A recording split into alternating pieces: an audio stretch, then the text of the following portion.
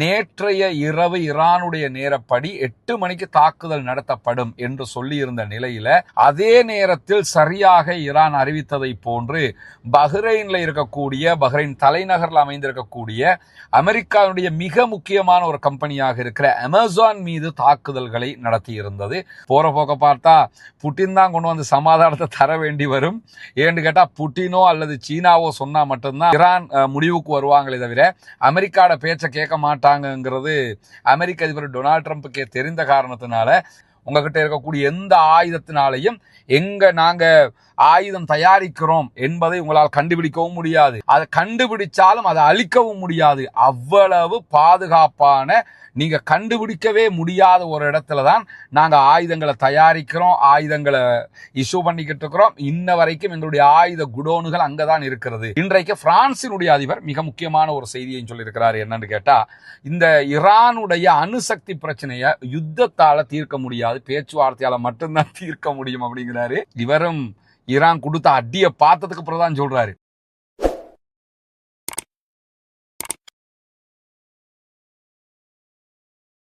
அன்பிற்கினிய சகோதர சகோதரிகளை, நம் அனைவர் மீதும் ஏக இறைவனுடைய அமைதியும் கருணையும் உண்டாகட்டுமாக என்கிற உயரிய பிரார்த்தனைகளோடு தொடர்ச்சியாக 2 ஆண்டுகளுக்கு மேலாக பாலஸ்தீன அப்பாவிகள் மீதான இஸ்ரேலிய ஆக்கிரமிப்பு ராணுவத்தினுடைய தாக்குதல்கள் நடைபெற்று அது ஒரு யுத்த நிறுத்தமாக மாற்றப்பட்டு இன்றோடு 174வது நாளாக இருக்கக்கூடிய இந்த தருணத்தில் ஈரான் மீதான அமெரிக்க இஸ்ரேலிய ஆக்கிரமிப்பு ராணுவங்களுடைய தாக்குதல்கள் தொடங்கி 1 மாதத்தை தாண்டி இருக்கக்கூடிய சூழலையும் ஈரானுடைய ஆட்சி அதிகாரம் இன்னும் வீழ்த்தப்படவில்லை. ஆனால் யுத்தம் ஆரம்பித்து 3வது நாள்ல இருந்து ஈரானை நாங்க தோக்கடிச்சிட்டோம், நாங்க ஜெயிச்சிட்டோம் எல்லாம் அமெரிக்க அதிபர் டொனால்ட் ட்ரம்ப் மீண்டும் மீண்டும் கிளிப்புள்ள மாதிரியே சொல்லி கொண்டிருந்தாரு. ஒரு கட்டத்துல நாங்க ஜெயிச்சிட்டோம் பாரு, ஈரானை தோக்கடிச்சிட்டோம்னு சொல்லுவாரு.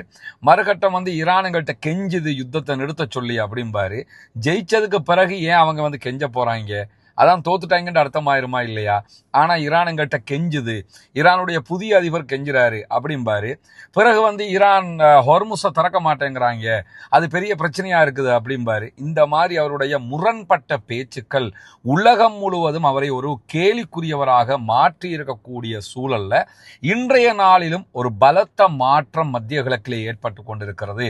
ஈரான் விடாப்பிடியாக இந்த யுத்தத்திற்கு நிரந்தர தீர்வு வேண்டும் என்பதில் மிக உறுதியாக இருக்கக்கூடிய சூழல்ல தான் ஒரு நாளுக்கு முன்பதாக ஈரான் விடுத்திருந்த ஒரு முக்கியமான அறிவிப்பு தான் அமெரிக்காவினுடைய மிக முக்கியமான கம்பெனிகளுடைய லிஸ்ட் எல்லாம் வெளியிட்டு இந்த நிறுவனங்கள் மீது தாக்குதல் நடத்த போகிறோம், அத்தனை பேரும் அதிலிருந்து வெளியாகிருங்க அப்படின்னு சொல்லி அவங்க அறிவிச்சிருந்தாங்க. அந்த அடிப்படையில் அவர்கள் விடுத்திருந்த பல நிறுவனங்களுடைய பட்டியலை நம்ம ஒரு தனி வீடியோவாக கூட வெளியிட்டிருந்தோம். நேற்றைய இரவு ஈரானுடைய நேரப்படி 8 மணிக்கு தாக்குதல் நடத்தப்படும் என்று சொல்லியிருந்த நிலையில அதே நேரத்தில் சரியாக ஈரான் அறிவித்ததை போன்று பஹ்ரைன்ல இருக்கக்கூடிய பஹ்ரைன் தலைநகரில் அமைந்திருக்கக்கூடிய அமெரிக்காவுடைய மிக முக்கியமான ஒரு கம்பெனியாக இருக்கிற அமேசான் மீது தாக்குதல்களை நடத்தியிருந்தது. சொன்னது போன்று தாக்குதல் நடத்தியிருந்த அதே நேரம் நேற்று அதே நேரத்திலேயே UAE மேலையும் பலத்த ஒரு தாக்குதலை நடத்தியிருந்தது ஈரான் என்கிற செய்திகள் வெளியாகி இருந்தது. ஆனா அவங்க அக்யூரேட்டா எந்த இடத்துக்கு தாக்குதல் நடத்தினாங்கிற செய்திகள் வெளியாகவில்லை. அதே நேரம் இஸ்ரேல்ல இருக்கக்கூடிய சில இஸ்ரேலுக்கு சொந்தமான கம்பெனிகள் மேலேயும் அவர்கள் தாக்குதல் நடத்திய செய்திகள் வெளியிடப்பட்டிருக்கிறது. ஆனால் இஸ்ரேலிய ஊடகங்கள் அந்த நிறுவனங்களுடைய பெயரை குறிப்பிடாமல் தாக்குதல்கள் நடத்தப்பட்டிருக்கிறது என்கிற செய்திகளை வெளியிட்டிருக்கிறார்கள். இந்த நிலையில பஹ்ரைன்ல இருக்கக்கூடிய அமேசான் கம்பெனி மேல நடத்தப்பட்ட தாக்குதல் மிக முக்கியமான ஒரு தாக்குதலாக கருதப்படுகிறது. காரணம் என்னன்னா, அமேசான் கிளவுடை தான் பெரும்பாலும் பஹ்ரைனுடைய அரசாங்கம் பயன்படுத்துகிறது என்கிற தரவுகள் மிக தெளிவாக ஈரானுக்கு கிடைத்திருக்கிறது. தாண்டி அமேசானுடைய இணையதள சேவையில தான் முழுவதுமாக பஹ்ரைனுடைய அரச இணையதளங்கள் எல்லாமே செயல்பட்டு வருகிறது என்பதை அடிப்படையாக கொண்டுதான் அமேசான் மேல முதல் கட்ட தாக்குதல்களை நடத்தி இருக்கக்கூடிய ஈரான் இந்த தாக்குதல்கள் வெறும் எச்சரிக்கை தாக்குதல்கள் என்று சொல்லி இருக்கிறார்கள். இது ஒரிஜினலாகவே நாங்கள் நடத்தின தாக்குதல் கிடையாது, வார்னிங்காகத்தான் இந்த தாக்குதல் நடத்துகிறோம், ஒரிஜினல் தாக்குதல் விரைவில் நடத்தப்படும் என்பதை அறிவித்திருக்கக்கூடிய சூழல்ல தான் ஆஸ்திரேலியா நேற்றைய தினம் தங்களுடைய வான்பரப்பை அமெரிக்கா இஸ்ரேலுக்காகவும் ஈரானுக்கு எதிராகவும் பயன்படுத்தக்கூடாது என்று அறிவித்திருந்தது. அதே போன்று மிக தெளிவாக பிரான்ஸ் தன்னுடைய வான்பரப்பை இந்த யுத்தத்தில் அமெரிக்கா பயன்படுத்தக்கூடாது என்று அறிவித்திருக்கிறது. அதற்கு முன்பதாகவே ஸ்பெயின் அறிவிச்சிட்டாங்க. இந்த நிலையில் ஆஸ்திரியாவும் இன்றைய நாளில் ஒரு முக்கியமான அறிவிப்பை விடுத்திருக்கிறார்கள். தங்களுடைய வான்பரப்பை இஸ்ரேலுக்கான ஆயுதங்களை கொண்டு செல்வதற்கும் ஈரான் மீதான தாக்குதல் நடத்துவதற்கான இராணுவ பயன்பாட்டுக்கும் பயன்படுத்தக்கூடாது என்று அறிவித்திருக்கிறார்கள். இதுதான் அமெரிக்க அதிபர் டொனால்ட் ட்ரம்புக்கு வரக்கூடிய மிகப்பெரிய கோபமாகவே இருக்குது. என்னன்னு கேட்டா, ஈரான் மேல எவ்வளவு பெரிய யுத்தம் பண்ணிக்கிட்டு இருக்கிறோம், நேட்டோ வரமாட்டேங்கிறான், யூரோப் கண்ட்ரிஸ் வரமாட்டேங்கிறான், யாருமே வரமாட்டேங்கிறாங்க. ஆரம்பத்துல எல்லாம் எல்லோரையும் கூட்டிக்கிட்டு போய் தாக்குதல் நடத்தி நாங்க ஜெயிச்சிட்டோம் பாங்க. இப்பொழுது தனியாக விடப்பட்டிருக்கிறதுனால ஜெயிக்க முடியாமல் தடுமாறி கொண்டிருக்கிறார் அமெரிக்க அதிபர் டொனால்ட் ட்ரம்ப் என்கிற நிலையில இன்றைய தினம் வெளியாக இருக்கக்கூடிய இன்னும் ஒரு முக்கியமான செய்தி என்னன்னு கேட்டா, சவுதி அரேபியாவினுடைய பட்டத்து இளவரசர் முகமது பின் சல்மானோடு ரஷ்யாவினுடைய அதிபர் விளாடிமிர் புட்டின் ஒரு பேச்சுவார்த்தையை நடத்தி இருக்கிறார். இந்த யுத்தத்தை விரைவிலேயே முடிவுக்கு கொண்டு வருவதற்கான பேச்சுவார்த்தை என்று சொல்லப்படக்கூடிய ஒரு பேச்சுவார்த்தை தான் நடத்தப்பட்டிருக்கிறது. விளாடிமிர் புட்டின் இந்த யுத்தத்தில் நேரடியாகவே தலையிட்டு பேசக்கூடிய ஒரு சந்தர்ப்பமாக இந்த சந்தர்ப்பம் மாறி இருப்பதை நம்ம பார்க்க முடியும். போற போக்க பார்த்தா புட்டின் தான் கொண்டு வந்து சமாதானத்தை தர வேண்டி வரும். ஏன்னு கேட்டா, புட்டினோ அல்லது சீனாவோ சொன்னா மட்டும்தான் ஈரான் முடிவுக்கு வருவாங்களே தவிர அமெரிக்காவோட பேச்சை கேட்க மாட்டாங்கிறது அமெரிக்க அதிபர் டொனால்ட் ட்ரம்புக்கே தெரிந்த காரணத்தினால இந்த நிலையில தான் போய் முடிய போகுதோ என்கிற நிர்பந்தம் எல்லாம் தற்போது உருவாகி இருக்கிறது அமெரிக்காவுக்கு. இப்படியான சூழல்ல தான் யுத்தத்தை முடிவுக்கு கொண்டு வர வேண்டும். அதற்கு நாங்கள் முழுவதுமாக உங்களோடு நின்று பேசுவதற்கு தயாராக இருக்கிறோம், என்ன செய்யணும் என்று சொல்லுங்க என்கிற விதமாக இன்றைக்கு சவுதி அரேபியாவினுடைய பிரின்ஸோட பேசியிருக்கிறாரு ரஷ்யாவினுடைய அதிபர் என்கிற செய்திகள் வெளியாகி இருக்கக்கூடிய சூழல்ல தான் தொடர்ந்து இஸ்ரேலும் அமெரிக்காவும் விடுத்து வரக்கூடிய ஒரு செய்தி. எப்ப பாரு அவங்களோட அறிக்கையில் என்ன இருக்கும்னு கேட்டா, நாங்க ஈரானுடைய ஏவுகணை கேப்பபிலிட்டியை இல்லாமலாக்கிட்டோம், ஈரானுடைய இத்தனை ஏவுகணை தளத்தை அழிச்சிட்டோம், ஈரானுடைய ஆயுதங்கள் எல்லாம் நாசமா போயிடுச்சு, நாங்க தான் லீடிங் அப்படின்னு சொல்லி கொண்டிருப்பாங்களே. இன்னைக்கு ஈரானுடைய இராணுவங்களுடைய கூட்டு இராணுவங்களுடைய செய்தி தொடர்பாளர் ஜொல்பகாரி மீண்டும் ஊடகங்களுக்கு பேசி இருக்கிறாரு. ஈரானை பொறுத்தவரையில் ஈரானுக்கு 2 விதமான இராணுவங்கள் இருக்குங்கிறத நம்ம பலமுறை சொல்லி இருக்கிறோம். ஒன்று நாட்டுக்கான பொதுவான இராணுவம், நம்ம நாட்டில் எல்லா இராணுவங்களையும் இருக்கிற மாதிரி. இதே நேரத்தில் முழுவதுமாக ஆட்சி கட்டமைப்பையும் அந்த ஸ்ட்ரக்சரை தக்க வைக்கிற விதமாக நேரடியாக ஆயத்துல்லா அலி முஜிதபாவுக்கு கீழே, அந்த நாட்டினுடைய சுப்ரீம் லீடருக்கு கீழே கண்ட்ரோல் ஆகக்கூடிய விதமாகத்தான் மெயின் இராணுவமே அவங்க கட்டமைச்சிருக்கிறாங்க. அதுதான் அங்கே இருக்கக்கூடிய IRGC, இஸ்லாமிய புரட்சிகர காவலர் பிரிவு என்று சொல்லி அறியப்படக்கூடிய அந்த அமைப்பு. அந்த அமைப்பும் அதே போன்று நேரடியாக இருக்கக்கூடிய இராணுவம், இவங்க எல்லாருமே சேர்ந்து இந்த யுத்தத்தில் விடுக்கக்கூடிய அறிவிப்புகளை ஹாத்தமல் அன்பியா என்கிற ஒரு இராணுவ பிரிவினுடைய செய்தி தொடர்பாளராக இருக்கக்கூடிய ஜொல்பகாரி அவர்கள் தான் வெளியிடுவார்கள். அந்த அடிப்படையில் ஜொல்பகாரி வெளியிட்டிருக்கக்கூடிய ஒரு முக்கியமான செய்தி இன்றைக்கு வெளியாகி இருக்கிறது. அதில் அவர் என்ன சொல்றாருன்னு கேட்டா, உங்களுக்கு உண்மையிலேயே ஒன்றும் தெரியல, நீங்க எல்லாம் தெரிஞ்ச மாதிரி இஸ்ரேலும் அமெரிக்காவும் பல அறிக்கைகளை வெளியிடுறீங்க, உங்களுக்கு ஒண்ணுமே தெரியல அப்படின்னு சொல்லி வெளியிட்டிருக்கக்கூடிய அறிவிப்புல என்ன சொல்றாருன்னு கேட்டா, எங்களுடைய ஆயுத கிடங்குகளை அழிச்சிட்டதா சொல்றீங்க, எங்கள்கிட்ட ஆயுதம் இல்லைன்னு சொல்றீங்க, எங்ககிட்ட ஆயுதம் இல்லைன்னு சொன்னா நாங்க இப்படி எல்லாம் அட்டாக் பண்ண முடியுமா? நீ இல்லைன்னு சொல்ல நாங்க உங்க மேல அட்டாக் பண்ணிக்கிட்டே இருக்கிறோம். நேத்து ஒரே நேரத்துல 100 ஏவுகணை தாக்குதல்களை நடத்தி இருக்கிறோம். அப்படி இருக்கும்போது எங்ககிட்ட ஆயுதம் இல்லைன்னு நீங்க எப்படி சொல்லுவீங்க? எங்களுடைய ஆயுத கிடங்குகளை அழிச்சிட்டதாக நீங்க சொல்றீங்களே, உண்மையிலேயே உங்களை இன்டெலிஜென்சி ஃபெயில் அப்படிங்கிறாரு. உங்களுடைய உளவுத்துறை என்ன உளவுத்துறை? உங்களால எங்களுடைய தகவல்களை சேகரிக்க முடியுமா அப்படின்னு சொல்லிட்டு என்ன சொல்றான்னு கேட்டா, உங்களுக்கு உண்மையிலேயே எதுவும் தெரியாது, உங்களுக்கு உண்மையிலேயே எங்களுடைய எல்லா ஆயுதத்தையும் அழிச்சிட்டோங்கிற எண்ணத்துலதான் நீங்க இருக்கிறீங்கன்னு சொல்லி சொன்னா தெளிவாக புரிஞ்சுக்கிறீங்க. சிக்கி இருக்கக்கூடிய சகதியில் மிகவும் ஆழமாக சிக்க போகிறீர்கள். ஏற்கனவே வந்து எங்ககிட்ட மாட்டிக்கிட்டு அடி வாங்கி செத்துக்கிட்டு இருக்கிறீங்க, இன்னும் ஆழமாக சிக்கி சாக போறீங்கிறத புரிஞ்சுக்கிறீங்கன்னா எங்களுடைய ஆயுத பலம் உங்களுக்கு தெரியாது என்று சொல்லக்கூடியவர் மேலதிகமாக என்ன சொல்றாருன்னு கேட்டா, எங்களுடைய மூலோபாய இராணுவ உற்பத்தி நிலையங்கள், ஆயுதங்களை நாங்க எங்க தயாரிக்கிறோம், எப்படி தயாரிக்கிறோம், எவ்வளவு ஆயுதம் இருக்குதுங்கிற இந்த விவகாரம் எல்லாம் உங்களுக்கு கொஞ்சம் கூட அறிமுகம் இல்லாத, உங்களால் ஒருபோதும் சென்றடைய முடியாத இடங்களில் நடைபெற்று வருகிறது. உங்ககிட்ட இருக்கக்கூடிய எந்த ஆயுதத்தினாலையும் நாங்க ஆயுதம் தயாரிக்கிறோம் என்பதை உங்களால் கண்டுபிடிக்கவும் முடியாது. அதை கண்டுபிடிச்சாலும் அதை அழிக்கவும் முடியாது. அவ்வளவு பாதுகாப்பான, நீங்க கண்டுபிடிக்கவே முடியாத ஒரு இடத்துல தான் நாங்க ஆயுதங்களை தயாரிக்கிறோம், ஆயுதங்களை இஷ்யூ பண்ணிக்கிட்டு இருக்கிறோம். இன்ன வரைக்கும் எங்களுடைய ஆயுத குடோனுகள் அங்கதான் இருக்கிறது. எனவே அங்கங்க 2-3 இடத்தை அடிச்சுட்டு எங்களுடைய ஆயுதத்தை அழிச்சிட்டோம் என்று சொல்லி நீங்க சொல்லிக்கிட்டு இருக்கிறீங்க. நீங்க சொல்லும் போது நாங்க மேலதிகமாக உங்களுக்கு ஏற்கனவே 5 அடிச்சோம்னா 10 அடிக்க வேண்டி வருது. ஏன்னா எங்க கிட்ட இருக்குங்கிறத நாங்க காட்டணும்ல அப்படின்னு சொல்லி இன்றைக்கு ஜொல்பகாரி சொல்லுவது மட்டுமல்லாம அவர் மேலதிகமாக என்ன சொல்றாருன்னு கேட்டா, ஈரானுடைய ஏவுகணைகள், ஈரானுடைய ஆளில்லா விமானங்கள், அதே போன்று ஈரானுடைய மற்ற உபகரணங்கள், இதெல்லாம் அமெரிக்காவும் இஸ்ரேல்ல உட்கார்ந்துக்கிட்டு கணக்கு போடாதீங்க. என்ன அறிவிக்கிறது கேட்டா, யுத்தத்துக்கு முன்னாடி இஸ்ரேல் சொன்னதாக அமெரிக்கா அறிவிச்சாங்க, ஈரானிடத்தில் 2000 பேலிஸ்டிக் மிசைல் இருக்கிறது. ஏற்கனவே நம்ம இதை சொல்லி இருக்கிறோம். 2000 பேலிஸ்டிக் மிசைல்ல 400 மிசைல்களை அழிச்சிட்டோம் அப்படின்னு சொல்லி இஸ்ரேல் சொல்றாங்க. 400 அழிச்சிட்டு தான் என்ன சொன்னாங்கன்னு கேட்டா, நாங்க 60% அழிச்சிட்டோம் அப்படின்னு சொன்னாங்க. 2000ங்கிறத வச்சு இப்படி கணக்கு போடுறாங்க. ஆனா உண்மையிலேயே இன்றைக்கு ஜொல்பகாரி சொல்லும் போது என்ன சொல்றாருன்னு கேட்டா, நீங்க இஸ்ரேல் சொல்றதை கேட்டுக்கிட்டு எங்க ஆயுதத்தை முடிவெடுக்காதீங்க.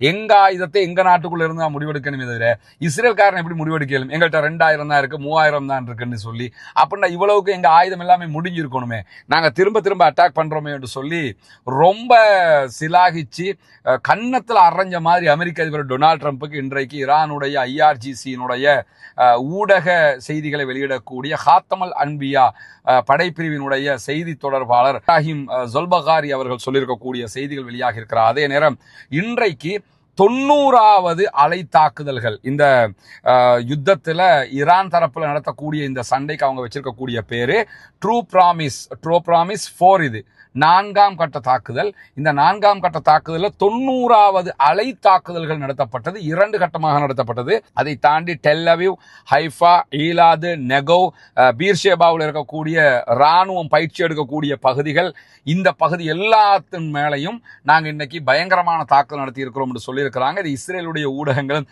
கதறி சொல்லிக்கிட்டு இருக்கிறாங்க. இன்றைக்கு ஜெருசலம் போஸ்டாக இருக்கலாம், வைனட்டாக இருக்கலாம், எல்லோருமே இந்த அட்டாக் எல்லாம் கடுமையாக விழுந்திருக்குது அப்படின்னு சொல்றாங்க. என்ன இப்ப அயன்டோம் எல்லாம் காலி, அதே மாதிரி ஏரோ சிஸ்டம் காலி, கடைசியாக தேடுன்னு கொண்டு வந்தாங்க, அதுவும் காலியா போயிடுச்சு. அதனால வாங்குற அடியெல்லாம் சிம்ம சொப்பனமாக வாங்கிட்டு இருக்கிறாங்க. இப்பதான் உயிருண்டா என்ன, ரத்தமுண்டா என்ன, காயமுண்டா என்ன, யுத்தமுண்டா என்னங்கிறதெல்லாம் யூதர்களுக்கு தெரிய வருகிறது. எனவே அடுத்தவனுக்கு இந்த காயங்கள் வருகிற போது ரசித்தவர்கள் தற்போது அதனுடைய விளைவுகளை புரிந்து கொண்டிருக்கிறார்கள் என்கிற ஒரு நிலை ஏற்பட்டிருக்கக்கூடிய சூழல்ல இன்றைக்கு பிரான்சினுடைய அதிபர் மிக முக்கியமான ஒரு செய்தியை சொல்லியிருக்கிறார். என்னன்னு கேட்டா, இந்த ஈரானுடைய அணுசக்தி பிரச்சனையை யுத்தத்தால தீர்க்க முடியாது, பேச்சுவார்த்தையால மட்டும்தான் தீர்க்க முடியும் அப்படிங்கிறாரு. இவரும் ஈரான் கொடுத்த அடியை பார்த்ததுக்கு அப்புறம் தான் சொல்றாரு. ஏன்னா எல்லோருமே யுத்தம் பண்ணணும் நின்றாங்கல்ல.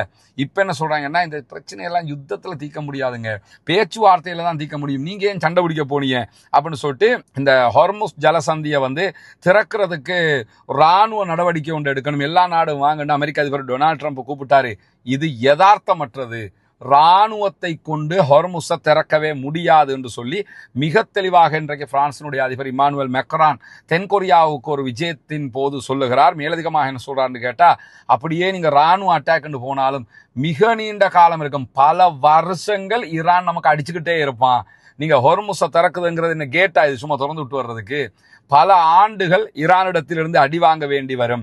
ஹொர்முஸ் ஜலசந்தியை கடக்கிற வரைக்கும் குறிப்பிடத்தக்க வைத்துக் கொண்டிருக்கக்கூடிய ஈரானுடைய புரட்சிகர ராணுவ படையை பொறுத்தவரையில அவங்களுடைய அச்சுறுத்தல்களுக்கு, பலிஸ்டிக் ஏவுகணைகளுக்கும் அவங்கள்ட்ட இருக்கக்கூடிய வேறுபல ஆயுதங்களுக்கும் இடையில நம்ம ஒண்ணுமே பண்ண முடியாது. நீங்க ஈரானை அழிச்சிட்டோம், நாட்டை பிடிச்சிட்டோம்லாம் சொல்லுவீங்க, ஆனா ஹொர்முஸால கப்பல் போக விடுவானா? சாதாரணமாகவே ஒரு சோமாலியா கடற்கொள்ளையர்களும் பாங்க, அவங்கள்ட்ட இருந்து கப்பலை பாதுகாக்கிறதே பெரிய விஷயம்.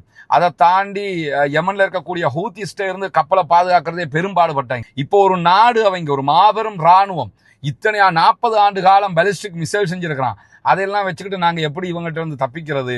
அதனால இது சாத்தியமே இல்லை, அந்த இராணுவ நடவடிக்கைக்கு நாங்கள் போக மாட்டோம், அது யதார்த்தமே இல்லாதது அப்படின்னு சொல்லி ஈரான் தான் பலம் மிக்கது என்பதை ஒப்புக்கொண்டிருக்கிறார் பிரான்சினுடைய அதிபர் இம்மானுவேல் மெக்ரான் என்கிற செய்திகளும் இன்றைக்கு வெளியாக இருக்கிறார். அதே நேரத்தில் மேலதிகமாக இன்றைக்கு ஹிஸ்புல்லாக்கள் ஈரான் அடிச்ச மாதிரியே பலமான தாக்குதல்களை நடத்தி கொண்டிருக்கிறார். அதே நேரம் இஸ்ரேலுடைய 2 தாக்குதல் ஹெலிகாப்டர்களை சுட்டு வீழ்த்தி இருக்கிறார்கள். இதுவரைக்கும் இஸ்ரேலுடைய எந்த ஒரு ஊடகத்துல நீங்க போய் பாத்தீங்கன்னா இந்த செய்தி அவங்க சொல்ற மாதிரி தெரியல. என்ன பண்றாங்கன்னு கேட்டா 2 ஹெலிகாப்டர்கள் ஏதோ ஒரு சிக்கலுக்கு மாட்டி இருப்பது போன்று செய்திகள் வருகிறது அப்படின்னு சொல்லிக்கிட்டு இருக்கிறாங்களே தவிர ஹெலிகாப்டர் சுட்டு வீழ்த்தப்பட்டுடுச்சுங்கிற செய்திகளை சொல்ல மாட்டேங்கிறாங்க. 2 ஹெலிகாப்டரை இன்றைக்கு அழிச்சிருக்கிறாங்க ஹிஸ்புல்லாக்கள். இது இந்த யுத்தத்தில் ஒரு மாபெரும் மாற்றமாகவும் பார்க்கப்படுகிற அதே நேரத்தில் ஈரான் மேலதிகமாக இன்னைக்கு இன்னொரு செய்தியை சொல்லியிருக்கிறாங்க. இந்த சமாதானம் பேச்சுவார்த்தை நடக்குது, பாகிஸ்தான் உள்ள வராங்க, பேச போறாங்கன்னு சொல்லிக்கிட்டே ராணுவத்தை கொண்டாந்து இறக்குறது, இந்த ஏமாத்து வேலையை எங்ககிட்ட வச்சுக்கிற கூடாது. ஏமாத்திக்கிட்டே இருக்குன்னு நினைச்சீங்கன்னா அதுக்கு மேலதிகமாக தாக்குதல் நடத்துவோம் என்று சொல்லியிருக்கக்கூடிய சூழல்ல இன்றைக்கு ஈரானுடைய அதிபர் மசூத் பெசக்ஷியன் ஒரு கடிதம் எழுதியிருக்கிறார் அமெரிக்க மக்களுக்கு. ரொம்ப தெளிவான ஒரு கடிதம், உருக்கமான கடிதம் என்றெல்லாம் நம்ம பார்க்க தேவையில்லை. ஒரு அதிபராக ஒரு புத்திசாலித்தனமாக ஆல்ரெடி மசூத் பெசக்ஷியன் ஒரு கல்விமான் படித்தவர் தான். எனவே அவருடைய இந்த கடிதம்ங்கிறதும் ரொம்ப சூப்பரான பல தகவல்களை இணைத்து அமெரிக்க மக்களை விழித்து எழுதப்பட்டிருக்கக்கூடிய ஒரு கடிதம். அந்த கடிதத்தில் அவர் மிக தெளிவாக சொல்லக்கூடிய ஒரு செய்தி என்னன்னு கேட்டா, அல்லாவின் திருப்பெயரால் என்று சொல்லி ஆரம்பிக்கிறாரு. கருணையாளனும் இரக்கமுடையவனுமாக இருக்கக்கூடிய அல்லாஹ்வினுடைய திருப்பெயரால் ஆரம்பிக்கிறேன் என்று சொல்லிட்டு அமெரிக்க மக்களே அப்படின்னு சொல்லி விழிச்சு பேசுறாரு. பொய் பிரச்சாரங்கள், அதே போன்று திரிக்கப்பட்ட கட்டுக்கதைகள், இந்த செய்திகளுக்கு மத்தியில உண்மையை தேடி சிறந்த வாழ்க்கையை விரும்பக்கூடிய அனைவருக்கும் கருணையும் ஏக இறைவனுடைய அமைதியும் உண்டாகும் அப்படின்னு சொல்லித்தான் ஆரம்பிக்கிறாரு.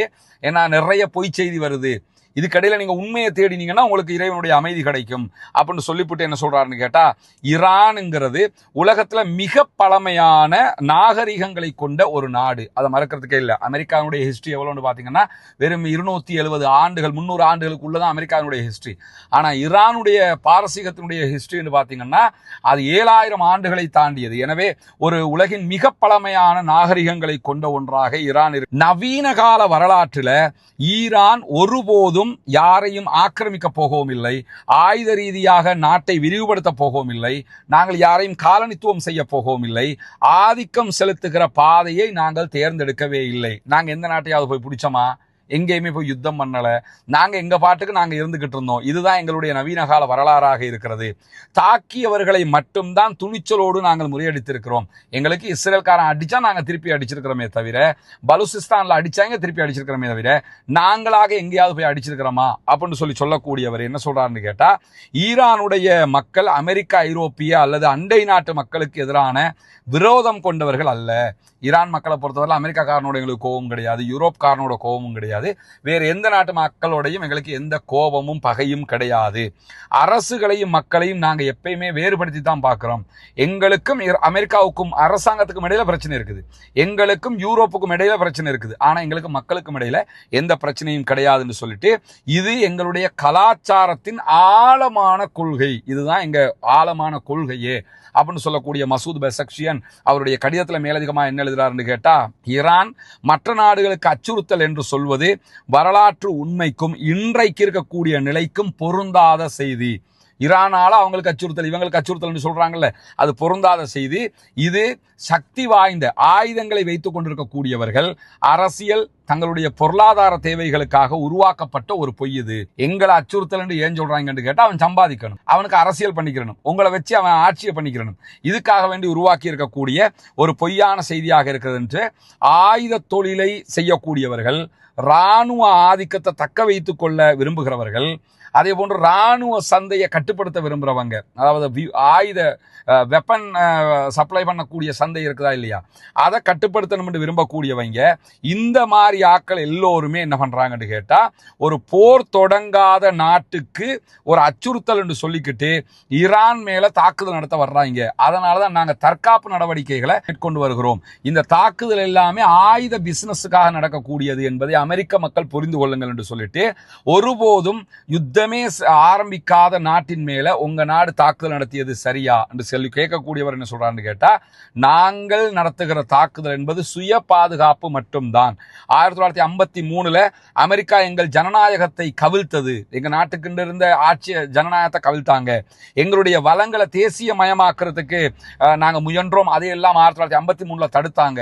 அதனாலதான் பிற்பட்ட நாட்கள் அவங்களை நாங்க வெளியேற்ற வேண்டிய நிர்பந்தம் ஏற்பட்டது, அவர்களுக்கு எதிரான புரட்சியை வெடித்தது என்று சுட்டிக்காட்டக்கூடிய மசூத் பெசக்ஷியன் சதாம் ஹுசைனுக்கு ஆதரவு கொடுத்து, நாங்க ஈராக்கும் ஈரானும் சண்டை பிடிக்கும் போது சதாமுக்கு சப்போர்ட் பண்ணி எங்களுக்கு எதிராக இருந்தார்கள், நாங்க உங்களுக்கு செஞ்ச அநியாயம் என்ன, நீங்க ஏன் சதாமுக்கு சப்போர்ட் பண்ண போனீங்க அப்படின்னு சொல்லி கேட்கிறவரு, அணு ஆயுத ஒப்பந்தம் ஒன்று நாங்களும் யூரோப்பும் அமெரிக்காவும் செஞ்சிருந்தோம், அந்த ஒப்பந்தத்தை அமெரிக்க அதிபர் டொனால்ட் ட்ரம்ப் கிழிச்சு வீசினார், நாங்களா கிழிச்சு வீசினோம், நீங்க தானே கிழிச்சு வீசினீங்க, அழகா பட்டியலை போடுறாரு, எங்களுக்கு எதிராக நீங்க இருக்கிறீங்களே தவிர உங்களுக்கு எதிராக நாங்க இருக்கல.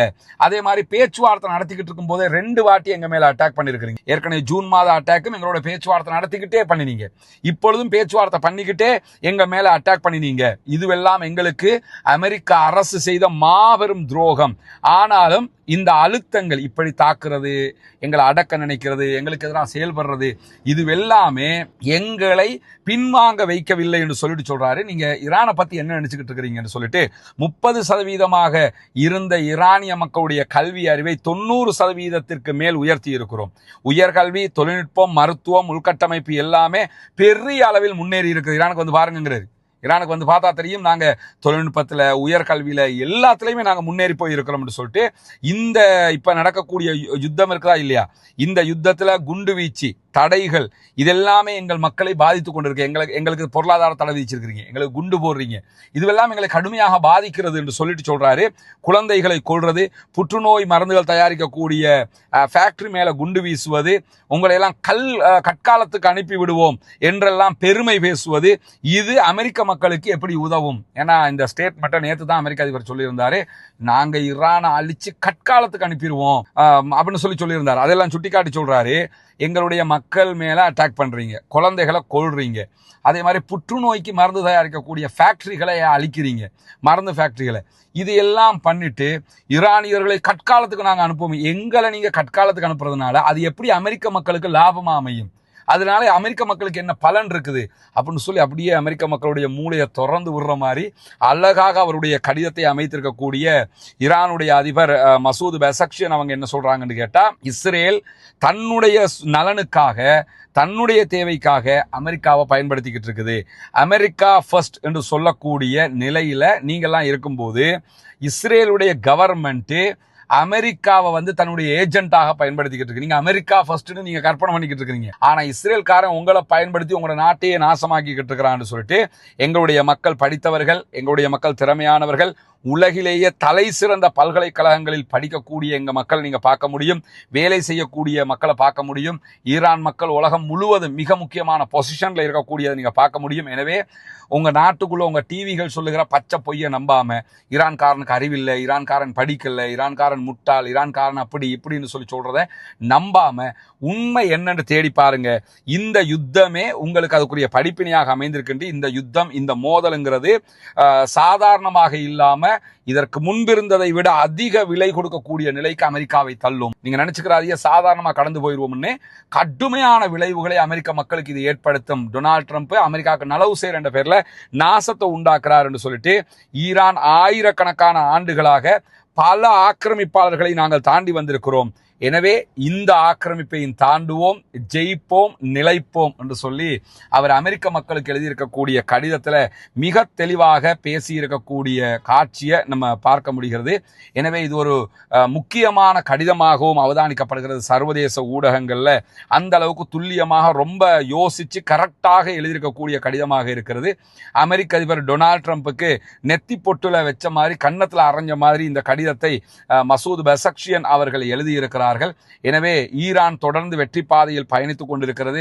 ஈரானுடைய வெற்றியில எந்த விதமான பின்னடைவும் ஏற்படவில்லை. அமெரிக்கா தொடர்ந்து தோத்து வருகிறது, இஸ்ரேல் தொடர்ந்து தோல்விகளை சந்தித்து வருகிறது என்கிற செய்திகளை நம்ம பார்க்க முடிகிறது. பொறுத்திருந்து பார்ப்போம் என்னவெல்லாம் நடக்கிறது என்பதை. ஒரு பயணத்தில் இருக்கிற காரணத்தினால்தான் வீடியோ இந்த வடிவத்தில் தரப்படுகிறது. தொடர்ந்து இணைந்திருங்கள். ரஸ்மின் மகேஷ் நியூஸ் மற்றும் ரஸ்மின் டாக்ஸ் ஆகிய 2 சேனல்களோடு உங்களுக்கு உடனுக்குடன் இந்த செய்திகளை கொண்டு வந்து தருவதற்கு நாம் தயாராக இருக்கிறோம். உண்மை செய்திகளை கொண்டு வந்து தர வேண்டும் என்பதால் தான் சில தாமதங்களும் ஏற்படுகிறது. ஏன்னா வர்றதை எல்லாமே செய்தின்னு உங்களுக்கு கொட்டி விட்டு உங்கள் நேரத்தை நான் வேஸ்ட் ஆக்கிட முடியாது. ஒரு வீடியோவை நீங்கள் பார்த்தாலும் அன்னைக்கு ஓகே இன்னைக்கு தான் ஈரான் அமெரிக்கா வாரில் நடந்திருக்குதுங்கிறது உங்களுக்கு புரிஞ்சுக்கிடுச்சுன்னா அந்த நேரமும் சேவ் ஆகிரும், உண்மையும் தெரிய வந்துடும். நம்ம நிறைய தகவல் தரணும்னு சொல்லி பொய்யான செய்திகளை எல்லாம் ப்ரூஃப் பார்க்காம தேடாமல் சொல்லிட்டோம்னா அது உங்களுக்கும் நல்லது கிடையாது, நேரமும் வேஸ்ட்டாக போயிடும், என்னுடைய நம்பிக்கைக்கும் கெட்ட பேராக மாறிவிடும். எனவே தான் ரொம்ப கரெக்டாகவே அதை தேடி தரணுங்கிற அடிப்படையில் இந்த செய்தியில் உங்களுக்கு தந்து கொண்டிருக்கிறோம்.